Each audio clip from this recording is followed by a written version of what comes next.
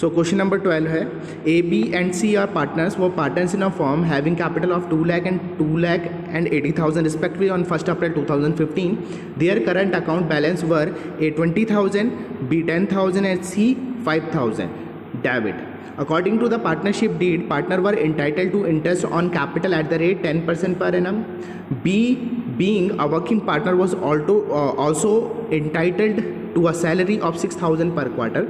Profit were to be divided as follows: A, the first 60,000 in proportion of their capital, the next 1 lakh in the ratio of 4:3:1, the remaining profit to be shared equally. The firm made a profit of 2,80,000 for the year ended 31st March 2016 before charging any above item. Prepare profit and loss appropriation account and pass the necessary journal entries.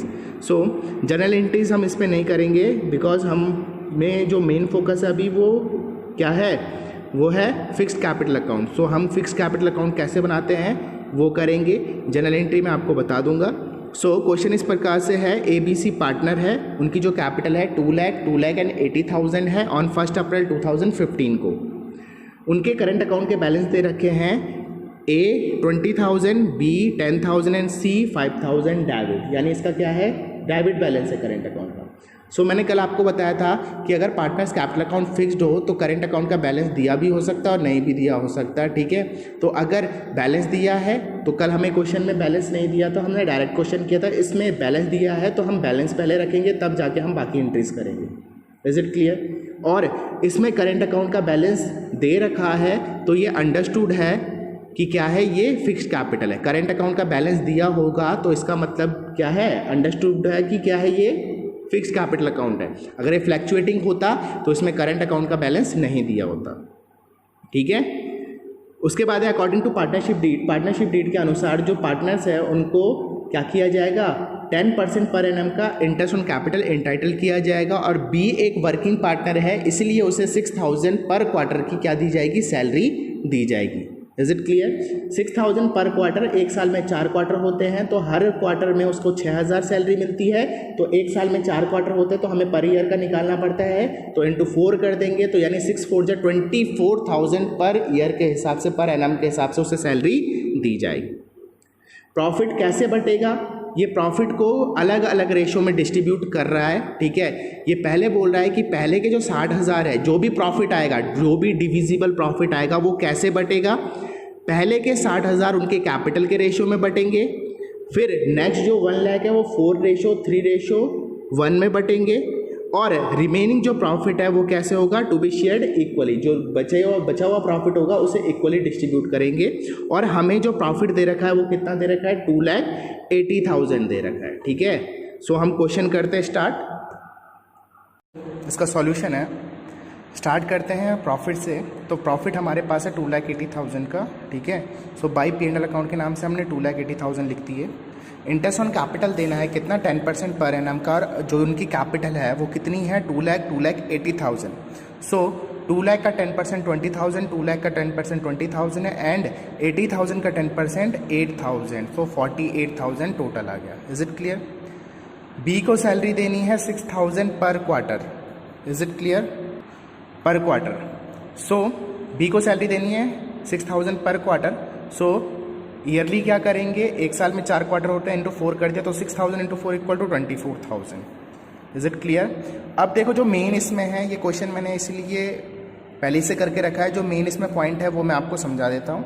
ठीक है, इसमें जो main है वो divisible profit को distribute करना है कि कैसे हम डिविजिबल प्रॉफिट को डिस्ट्रीब्यूट करेंगे. ठीक है, सो इसका टोटल आ गया 2,80,000, इसका टोटल आ गया है 72,000. 2,80,000 टोटल है तो दोनों साइड 2,80,000 लिखेंगे. इधर भी 2,80,000 और इधर भी 2,80,000. सो 2,80,000 minus 72,000. So the divisible profit is 2,08,000. सो हमारे पास जो डिविजिबल प्रॉफिट है वो 2,08,000 है. Is it clear? Divisible profit is 2,08,000. और उस 2,08,000 को कैसे डिस्ट्रीब्यूट करना है, ये कह रहा है कि फर्स्ट फर्स्ट 60,000 को उनके कैपिटल रेशो में, किस रेशो में, कैपिटल रेशो में डिस्ट्रीब्यूट करना है। सो उनकी कैपिटल कितनी है, 2 लाख, रेशो 2 लाख रेशो 80,000, ये इनकी कैपिटल है। तो इनका रेशो कैसे निकालेंगे, 40 से 40 कट गए, सो ये बचा 20 रेशो 8, 20 रेशो 8, दैट मीन्स 4 5 जा 20, 4 5 जा 20 और 4 2 जा 8। The ratio is, capital ratio is 5:5:2। सो 60,000 को, पहले 60,000 को 5:5:2 में बांटेंगे। 5:5:2 यानी 5 5 10 और 2 12, यानी 5/12 ए का होगा, बी का होगा 60,000 इंटू 5/12 और सी का होगा 60,000 into 2/12। Is it clear? So ये कितना आ गया, 60,000, 12 5 जा 60, 5 5 जा 25,000, 25,000 और 5 2 जा 10,000, ये निकल गया। तो पहले 60,000 को किस रेशो में बांटना है, ए, बी और सी, 25 25 और 10 में। दूसरे जो नेक्स्ट 1 लाख रुपीज़ है, 1 लाख रुपीज़ को बांटना है 4:3:1, किस रेशो में, 4:3:1। तो इसको हम डिस्ट्रीब्यूट कर देंगे 4:3:1, 4 3 7 और 1 8। तो ए का शेयर होगा 1 लाख इंटू 4/8, बी का शेयर होगा 1 लाख इंटू 3/8 और सी का शेयर होगा 1 lakh into 1/8। So 800 100 50 25 12,500, 12,500 into 4 equal to, ये से कटेगा तो 12,500 आया। इतनी जल्दी कैलकुलेशन कैसे कर दी मैंने, बिकॉज जो 100 का 1/4 होता है वो 25 होता है, तो 1/8 कितना होगा, 12.5, यानी 1 लाख का जो 1/8 होगा वो कितना होगा, 12,500। Is it clear?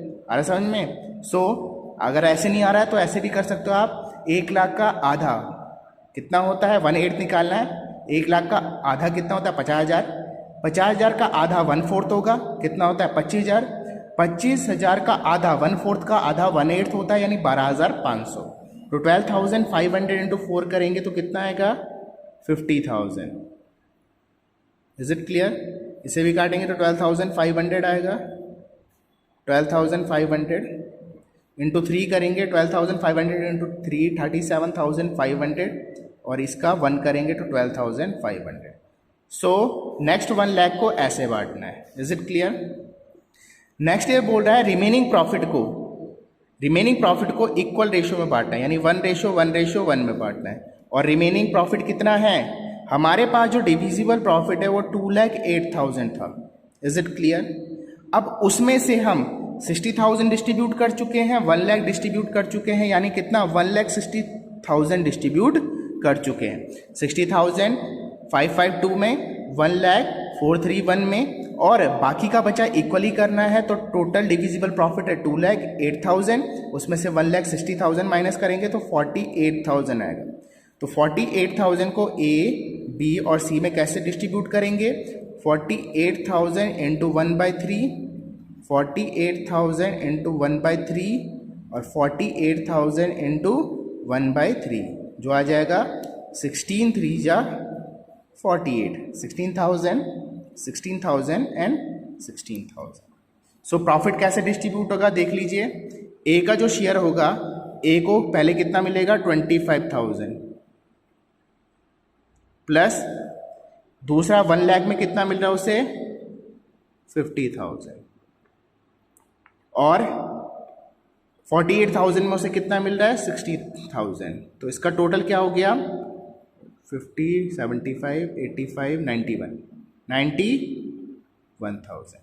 Is it clear? B का शेयर देखो, बी का शेयर क्या है, पहले उसे मिलेगा 25,000 प्लस नेक्स्ट मिलेगा उसे 37,500, नेक्स्ट मिलेगा उसे 16,000 सो टोटल हो गया उसका 25, 55, 55, 62, 62, 72, 78,500, 78,500. Next, C, his share of profit in 60,000, 10,000, in 1 lakh, 12,500, and 16,000 in 48,000. So his share of profit 22,000, 32,000, 38,500. तो ऐसे हम क्या करेंगे, प्रॉफिट को डिस्ट्रीब्यूट करेंगे. Is it clear? सो ये प्रॉफिट डिस्ट्रीब्यूट हो गया. अब कैपिटल अकाउंट बनाएंगे. कैपिटल अकाउंट चेंज नहीं हो रहे तो बैलेंस बाय बैलेंस बीडी भी वही और टू बैलेंस सीडी भी वही. ठीक है. अब करेंट अकाउंट बनाएंगे. करेंट अकाउंट में हमें बैलेंसेस दे रखे हैं, तो 2 का क्रेडिट बैलेंस है, 2 का बैलेंस दे रखा है. क्रेडिट और डेबिट ये पता नहीं है, तो अगर बैलेंस ना दिया हो कि डेबिट है कि क्रेडिट है तो क्रेडिट ही होता है. तो इन दोनों का कोई बैलेंस नहीं दिया तो इसका मतलब ये क्रेडिट बैलेंस होगा. 20,000, 10,000. इसका डेबिट बैलेंस दिया है तो सी का हमने टू बैलेंस बीडी के नाम से हमने डेबिट बैलेंस लिख दिया. ठीक है. अब एप्रोप्रिएशन प्रोवाइड करेंगे. जो जो एप्रोप्रिएशन है, सबसे पहले इंटरेस्ट ऑन कैपिटल 20,000, 20,000, 8,000. सैलरी है बी को 24,000 और जो डिविजिबल प्रॉफिट है वो कितना है 91,000, 78,500, 38,500 जो हमने यहाँ पर लिख दिया. टोटल किया तो इसका है 1,31,000. तो इधर भी टोटल 1,31,000, बैलेंस भी 1,31,000. इधर टोटल आया 1,32,500, इधर भी टोटल 1,32,500 और बैलेंस भी 1,32,500. इसका टोटल आया 46,500, इधर भी 46,500, मगर इधर 5,000 का बैलेंस है तो माइनस कर देंगे तो 41,500 इधर का बैलेंस आ गया. ठीक है. सो ये क्वेश्चन था when divisible profit are distributed in different ratio. अलग अलग रेशो में जब हम डिविजिबल प्रॉफिट को डिस्ट्रीब्यूट करते हैं तो कैसे होता है. ठीक है. क्वेश्चन आया समझ में. 2,08,000 हमारे पास डिविजिबल प्रॉफिट था. 60,000 हमने कैपिटल रेशो में बांटा. कैपिटल रेशो था 5:5:2. नेक्स्ट जो 1 लाख था वो हमने कितने में बांटा, वो हमने 4:3:1 में बांटा और रिमेनिंग प्रॉफिट इक्वली बांटा. तो 2,08,000 हमारे पास डिविजिबल प्रॉफिट था, उसमें से 60,000 एंड 1 लाख हम डिस्ट्रीब्यूट कर चुके थे, तो बचा 48,000. 48,000 को हमने इक्वली बांट दिया जो कि 16,000, 16,000, 16,000 आया और सारे शेयर को प्लस करके उनके शेयर आ जाएंगे. Is it clear? Okay, bye.